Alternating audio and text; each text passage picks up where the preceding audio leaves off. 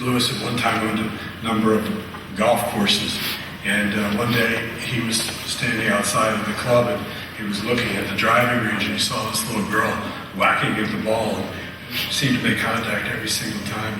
He thought that this girl was amazing. He went over to her father and said, I think your daughter has real talent. And he said, you should have her play real golf. Father said, I don't have the money for her to be able to play golf. We just stay on the outside. And he went over to the manager of the golf course and said, from now on, this father and this daughter should be able to come and play whenever they want, and they should be able to play for free. And years passed, and he got a letter from that little girl who had grown up to get a 4-year scholarship in golf to the University of Georgia and be the captain of that golf team. I think all of us have stories like that. I once called Lewis when I was no longer governor because a young lady had come into my office and she said, I can't make the tuition increase. I'm on my limit with student loans. I work, but I'm going to have to drop out of school. I'm going to be a senior this fall. I can't do it. Is there anything you can do? So I called Lewis and I said, Lewis, can you call the financial aid department in this university? He said, I'll take care of it. And I later found out, she called me and said, thank you very much. Someone took care of it. And what Lewis did, he didn't call the financial aid office and tell them to renegotiate the loan documents. He just gave a check for the overage. When Sue became First Lady, though, Lewis one time told her that if she ever needed money to help someone, just ask. She never did that until 6 weeks ago, when there was an exceptionally young, talented student from a Central Pennsylvania high school who had been accepted to a fashion design school, I believe in New York. But his immigration status and family circumstances would prevent him from attending. Lewis asked to meet the young man, who coincidentally was named Luis. And they talked on the back porch of the residence, the screen porch. In less than 10 minutes, Lewis made an offer that would change the trajectory of that young man's life. And then he asked for only one thing of the young man. When Luis became a huge success, that he would help someone else. Then Lewis, in his unique way, bounded out of the room in his neon green sneakers and his sweats so he could change for the dinner party that night. Lewis and Sue would maneuver to sit next to each other at any dinner party, including visits to the governor's residence. Lewis was surprised when Sue and I first invited him to the residence. He had been a frequent guest of the Rendells, but the guest of the Republican governor? He said he wanted to see if his name was still on the door to the Lewis Katz guest suite.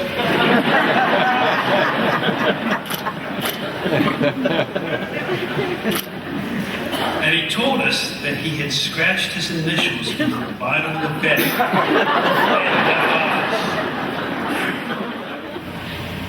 On this Sunday afternoon, I found Sue in the residence guest bedroom, on her stomach, with a flashlight, searching for his initials under the bed.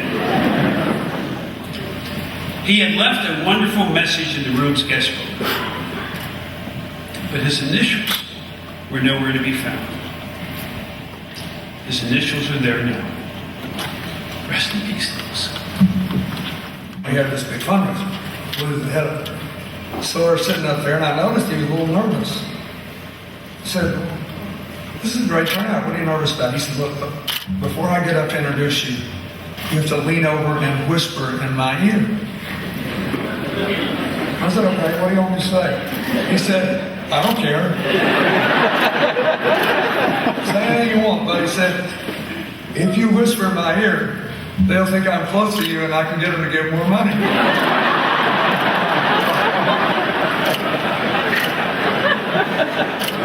And he said, hey, I might get lucky and they'll use our parking too.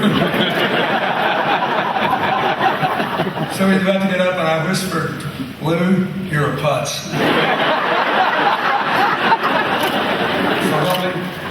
He didn't smile, he nodded his head right. Just in the nuclear codes. And he walked up and made his speech. Anybody asked me, I said, oh, Lou Katz will get a good seat at my funeral. But he's on a journey we all have to take. He left the magnetic field. It's still here. That's why we're here. We can't walk away from the reality that is still here. And someday you'll hear him saying, oh yeah, we can do this. Come on. Say you'll do it. And we'll have such a good time trying. So thank you, Lou Katz, for what you did for me, for never giving up in the darkest hours, and for making sure that we had a good time trying. My favorite quote in the days before my senatorial campaign was really getting going. We're having a long conversation over the telephone, and Lewis tells me, Corey, don't think you're any special because if you get elected to the United States Senate, because any idiot can get elected. In fact, most idiots do. The title that he seemed to be most proud of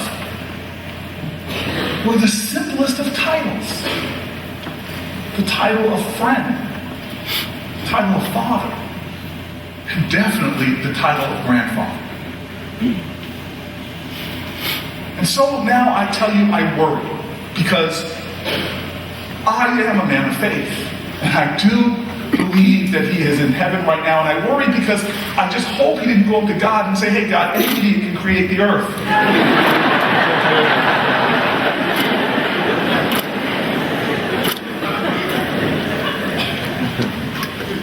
But it takes special people to tikkun olam, to heal the world.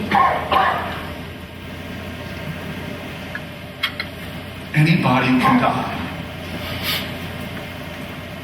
Lewis Katz lived.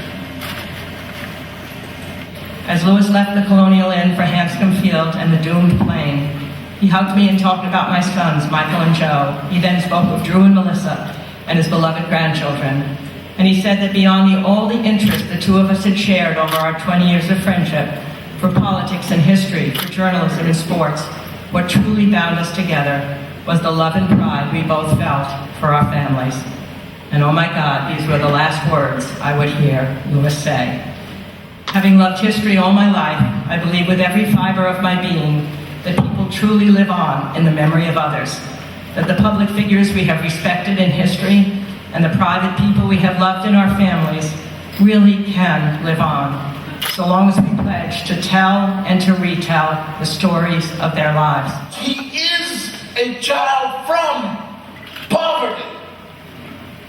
Hello? Where's he from? Poverty. Camden. Camden. Who would have thought it? Camden. So come on, Camden.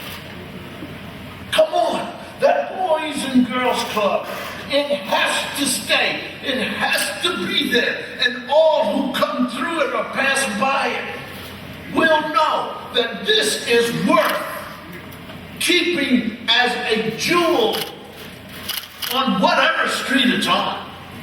The synagogue, whatever street it's on. The church, whatever street it's on. Lewis Katz put the money up. He's gone. But his life lives. Not his name on the wall. In what you do with the gift that was given to you. Camden. It's too quiet in here. The President and Pat O'Connor referenced his wonderful graduation speech at Temple. he gave a quote from the UCLA basketball, a great UCLA basketball coach, John Wooden. And the quote was, "You'll never live a perfect day without doing something for someone who will never be able to repay you." Rest in peace, Lewis. You lived many, many, many, many perfect days.